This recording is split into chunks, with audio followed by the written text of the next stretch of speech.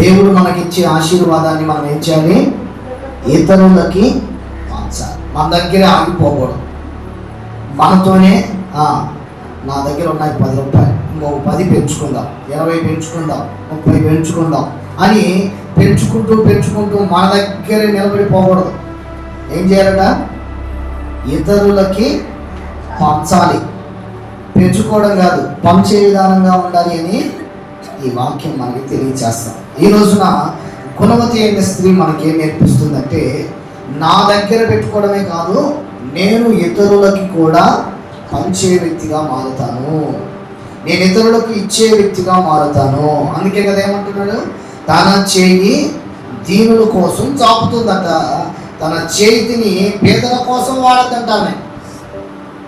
ఆమె దగ్గరే ఉంచుకోకుండా ఈ రోజున మనం తినేటువంటి ప్రతి ఆహారం కావచ్చు, మనం సంపాదించుకునే ప్రతి సంపాదన కావచ్చు, ఇదంతా ఎవరిస్తున్నారు? మనకి దేవుడు మనకి ఇస్తున్నాడు. అంటే దేవుని ఆశీర్వాదం ఇది. అంతేనా కదా? చెప్పండి, దేవుని ఆశీర్వాదమేనా? మనం కష్టపడ్డా, మనం సంపాదించిన ఇవన్నీ కూడా ఎక్కడి నుంచి వస్తున్నాయని అర్థం? దేవుడు మనకిస్తున్న ఉపకారాలు, మేలులు, ఇవన్నీ కూడా.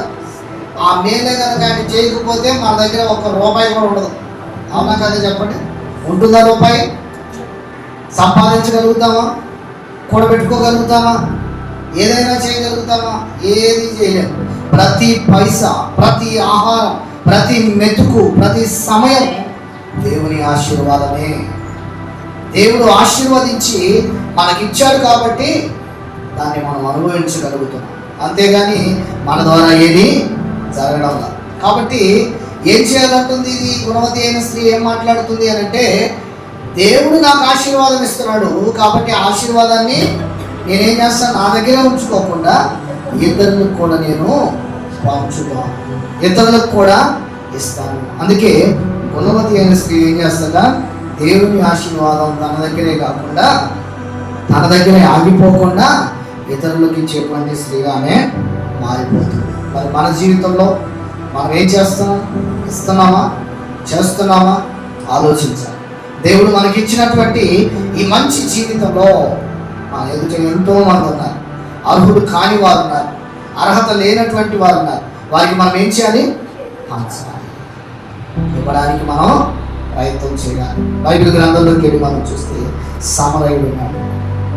సమరయుడు ఎదుటగా ఒక వ్యక్తి ఉన్నాడు. ఎవరు అతని వ్యక్తి? గాయాల చేత అందరూ చూసి వెళ్ళిపోతున్నారు, అందరూ చూస్తూ వెళ్ళిపోతున్నారు. కానీ ఏ ఒక్కరు తన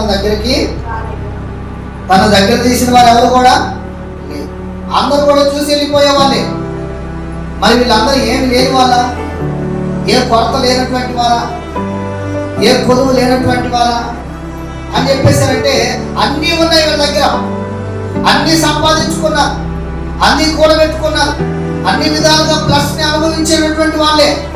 మరి ఏంటి, ఎందుకు చూడలేకపోతున్నారు? దేవుని ఆశీర్వాదంగా వారు దాన్ని భావించట్లేదు. ఈరోజు నా దగ్గర ఇది ఉన్నదంటే అది దేవుడు ఇచ్చిందే కదా, మరి దాన్ని నాతోనే ముగించుకోకూడదు. ఇతరులకి పంచే వ్యక్తిగా నేను ఉండాలి, ఇతరులకి నేను మేలు చేసే వ్యక్తిగా ఉండాలి, ఇతరులకి నేను ఉపకారం చేసేటువంటి వ్యక్తిగా నేను ఉండాలి, ఇతరులను కనికరించే వ్యక్తిగా. మొట్టమొదటిగా మనం చేయవలసిన పని ఏంటో తెలుసా? సహాయానికి అర్హత లేనటువంటి వారికి సహాయం చేసేవారిగా ఉండాలి. గాయపడిన వారిని చూసి దాన్ని వెళ్ళిపోయే వారిగా మనం ఉండకూడదు.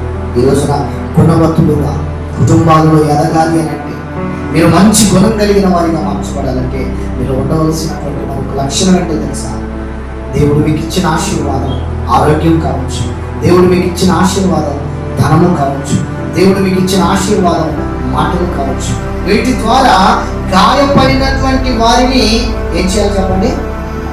వారి మీద కనికరపడి చదువుతారా? లోకస్వార్త 10వ అధ్యాయము 33 నుంచి మనం ఒకసారి చూస్తే ఏమని రాయబడింది? లోకస్వార్త 10వ అధ్యాయము 33 వచనాన్ని చూడండి ఒకసారి. అయితే సమరయుడు ప్రయాణమైపోవచ్చు పడి ఉన్న చోటుకు వచ్చి అతని చూచి అతని మీద జాలిపడి దగ్గరకు పోయి ద్రాక్ష ద్రాక్షారసము పోసి అతని గాయాలు కట్టాడు, తన వాహనం మీద ఎక్కించుకున్నాడు, తీసుకొని పోయి ఇవన్నీ కూడా చేస్తున్నాడు. సమరయుడు, ఈ సమరయుడు చాలా దీనమైన పరిస్థితిలో ఉన్న వ్యక్తి, ప్రజలకి అనుకూలమైనటువంటి పరిస్థితిలో లేనటువంటి వ్యక్తి అయినప్పటికీ కూడా అతను ఏం చేశాడు చెప్పండి? ఏం చేశాడు? నా దగ్గర ఏం లేదు, నేను అర్హమైన వ్యక్తిని కాదే, నేను యోగ్యత లేనటువంటి వ్యక్తిని, నా దగ్గర ఏది కూడా లేదు అని చెప్పేసి అనకుండా వెళ్ళి ఆ గాయపడిన వ్యక్తి దగ్గరికి వెళ్ళి అతనికి కావలసిన ప్రతిదీ కూడా ఇవ్వడం ప్రారంభించాడు. అతనికి ఏదైతే సహాయం అందాలో, అతని అవసరం ఏంటి, అతనికి ఉన్నటువంటి బలహీనత ఏంటి, అతనికి ఉన్నటువంటి సమస్య ఏంటో తెలుసుకొని అతని దగ్గరికి వెళ్ళి సహాయం చేయడం ప్రారంభించాడు.